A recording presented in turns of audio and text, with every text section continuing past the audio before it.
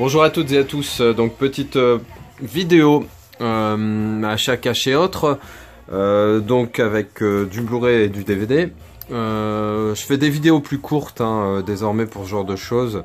Je préfère présenter 5 à 6 films plutôt que 20 et que la vidéo dure 20 minutes. Donc voilà, on va pas s'éterniser, c'est période de solde, tout le monde y va de ses petites vidéos où ils présentent leurs achats. Bah écoutez, moi perso j'ai pas trouvé grand chose. Là je vais vous présenter quelques trucs mais rien d'extraordinaire. Je veux dire, c'est comme d'habitude, ça change pas on va dire des autres semaines. J'ai juste commandé là aujourd'hui, j'ai trouvé Toys avec Robin Williams et Tucker and Dale Fight le Mal, deux films que je cherchais depuis un petit moment. Et en gros, j'ai trouvé sur Price Minister en neuf, bon en DVD certes, mais pour 7 € quoi. Donc là ça vaut le coup, 7 € les deux, dont Toys de Robin Williams que je cherche, il était à 90 centimes, neuf. Enfin voilà, donc c'était mon petit achat. Sinon je viens juste de discuter un petit peu avec Benoît de Steelbook Technologie, enfin Passion Steelbook et Technologie, et donc il me disait, on parlait de Jackie Chan dans les commentaires, il me disait qu'il y avait un nouveau film avec lui qui sortait, j'étais pas au courant, donc c'est The Foreigner. N'hésitez pas à regarder la bande-annonce, ça a l'air vraiment de dégommer et ça fait plaisir de revoir Jackie Chan dans un film récent. Et je trouve qu'on sent l'expérience en fait, et on sent le vécu du mec. Rien que dans la bande-annonce, le mec qui a morphé, enfin bref, et au niveau performance d'acteur, je pense qu'on va découvrir quelque chose de nouveau chez Jackie, qui était pas mauvais, mais là je pense que ça va être un cran au-dessus quand même. Donc hâte de voir ça. Donc bah écoutez, je vais vous faire la présentation de mes petits achats. Donc le premier film que j'ai pris, c'est Blue Ruin. Franchement c'est un film que j'ai adoré, pareil, je parle souvent d'OCS, mais c'est vrai que je découvre pas mal de films, ça permet de découvrir sans acheter au départ, voir si vraiment le film vaut le coup. Et en l'occurrence Blue Ruin, je l'ai tenté comme ça, regarder un jour, un matin je crois, si je me souviens bien. Et j'avais vraiment bien aimé l'ambiance de ce film.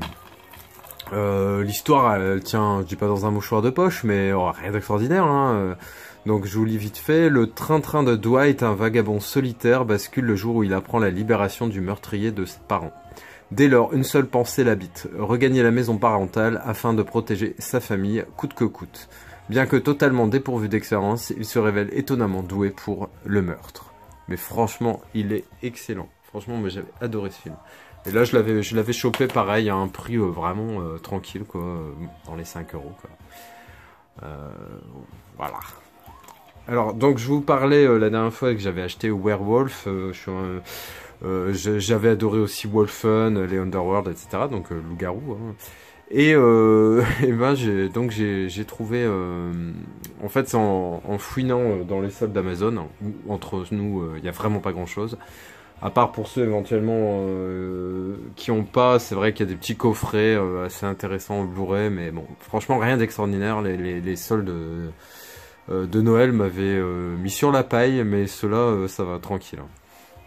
Donc La Compagnie des Loups, c'est un film que j'ai vu quand j'avais, je pense, 14-15 ans, un truc comme ça. Ouais.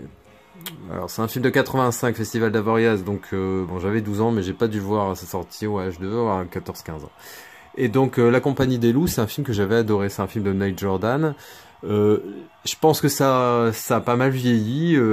Pour moi, voilà, c'est le côté nostalgique. Je sais pas du tout ce qu'il donne, enfin ce que ça va me faire en le regardant à nouveau. Mais je suis malgré tout très très content de l'avoir trouvé et de l'avoir dans ma collection, ce Compagnie des Loups. Donc c'est un peu bon, le mythe petit chaperon rouge, il y a beaucoup d'anecdotes forcément.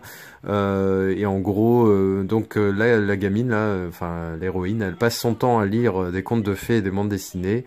Elle a une imagination débordante et elle rêve toutes les nuits d'histoires de loups et de loups-garous dont elle est l'héroïne. Les rêves se succèdent de plus en plus impressionnants, de plus en plus inquiétants. Un jour, le rêve pourrait être plus fort que la réalité et Rosaline pourrait disparaître totalement du monde réel. La Compagnie des Loups. Alors, il y a lors d'une brocante, d'un vide-grenier, j'avais acheté Ben-Hur en DVD à 1 euro, et j'avais dit que c'est le genre de film, effectivement, qui bénéficie d'une très bonne restauration apparemment en Blu-ray, donc il y a vraiment le petit plus là à l'acheter en Blu-ray, et je l'ai trouvé à 5 euros. Donc le Ben-Hur, donc avec l'excellent Charlton Heston, hein, de La Planète des Singes, Soleil Vert, etc. Donc déjà un acteur que j'aimais enfant. Et donc ce fameux Ben-Hur, un film forcément on a l'impression d'ouvrir un bouquin d'histoire, quoi. Très intéressant, hein, parce que j'ai vu des bouquins d'histoire pendant nos études qui étaient un peu chiants. Mais franchement, voilà, c'est un film épique qui dure 222 minutes, donc ce qui fait 3h42. Waouh. Et donc voilà, le Blu-ray, là, il y a vraiment un plus par rapport au DVD, parce que c'est d'ailleurs ce qui est mis en avant dès le départ, hein, méticuleusement restauré image par image et digitalement remasterisé d'après le négatif 65 mm original. Donc il atteint de nouveaux sommets avec l'arrivée de la splendeur visuelle, l'action détonnante et le drame intense de ce film.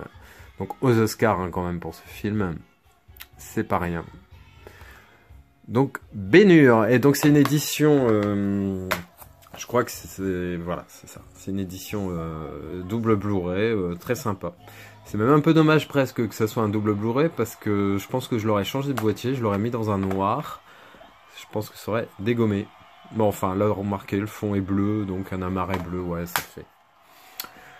Je vais vous présenter un film. Alors c'est un YouTuber, hein, qui présentait des vidéos, mais alors franchement, vu que ça fait un petit moment, je suis incapable de vous dire qui avait présenté ce film, hein, La disparition d'Alice Creed. Donc moi j'aime bien voir les vidéos des autres, c'est même d'ailleurs ce qui m'a amené à en faire, parce que franchement j'adore ça, regarder ce que les gens ont dans leur collection, ce qu'ils ont acheté, et puis voilà, en fait je cherche, après je suis curieux, je regarde si éventuellement ça peut m'intéresser d'après le scénario, ce qu'est les critiques, si moi ça me parle, enfin voilà quoi, et c'est comme ça qu'on avance dans une collection. C'est pas qu'en la faisant tout seul dans son coin, c'est même ça tout l'intérêt de la communication entre nous, et c'est ça qui est vraiment sympa, enfin bref, dans cette passion. Et donc La disparition d'Alice Creed, c'est un film apparemment à un huis clos entre 3 personnages. Donc cette jeune fille qui est kidnappée par 2 messieurs, des méchants messieurs qui veulent une rançon. Donc ils demandent 2 millions de livres. Et donc cette femme est terrorisée, forcément, séquestrée et ligotée. Elle n'a qu'une seule obsession, survivre. Donc ça a l'air vraiment sympa, hein. J'ai vu que des bonnes critiques, et je l'ai trouvé en DVD neuf, hein, forcément, à 3,40 €. Donc voilà, je relance encore le débat sur DVD Blu-ray. Je vois pas l'intérêt de ce film en Blu-ray, je vois pas l'intérêt de le payer 20 balles, même si c'est un très bon film. C'est un huis clos qui se passe dans une pièce, il n'y a pas une BO de fou, il n'y a pas d'effets spéciaux. DVD à 3 €, c'est parfait. Voilà, petit message. Ensuite, là c'était au Nose, hein, j'ai trouvé ça, j'adore les comédies américaines, hein, légères, ça me fait du bien aussi de temps en temps. Et donc je vois ce film, hein, Saison gagnante, pas du tout entendu parler, donc bon, je lis l'histoire, l'histoire me plaît, ça me fait penser à pas mal de films, hein, je veux dire, les histoires de mecs qui entraînent des équipes de gonzesses ou de filles dans des sports tels que le baseball, le basketball, tout ce que vous pouvez imaginer, bon le foot pas trop, heureusement d'ailleurs. Et donc voilà, il y en a pléthore, hein. Il y en a quelques-uns qui sont très bons. Je pense notamment à Basket Academy, par exemple, avec Laurence, Martin Lawrence. Je pense à un autre film là, qui me revient pas sur le coup. C'est avec Keanu Reeves, où il entraîne une équipe de baseball. Je l'ai acheté il y a pas super longtemps, mais là, le titre comme ça, il me revient plus. Qui était vachement sympa. Enfin, bref. Et donc, celui-là a l'air plus un film, une comédie, quoi. Mais quand j'ai regardé vite fait avant de passer en caisse, hein, c'est ce que je fais toujours quand je suis dans un Nose, je vois un film qui m'interpelle ou que je connais peu, malgré tout, je regarde déjà le prix ailleurs. Ensuite, je regarde ce que les gens en disent globalement, voilà, parce que j'ai pas envie d'acheter une grosse merde. qui va après dégager, donc je vois pas l'intérêt. Et donc ce film-là, il a suscité quand même mon intérêt. 99 centimes, franchement ça vaut le coup. Et voilà, donc un ancien joueur de basketball dont la vie a quelque peu mal viré. Il s'occupe, c'est l'histoire de gna gna gna. Il s'occupe de la vaisselle dans un restaurant, il est divorcé de sa femme et peine à avoir une relation normale avec sa fille.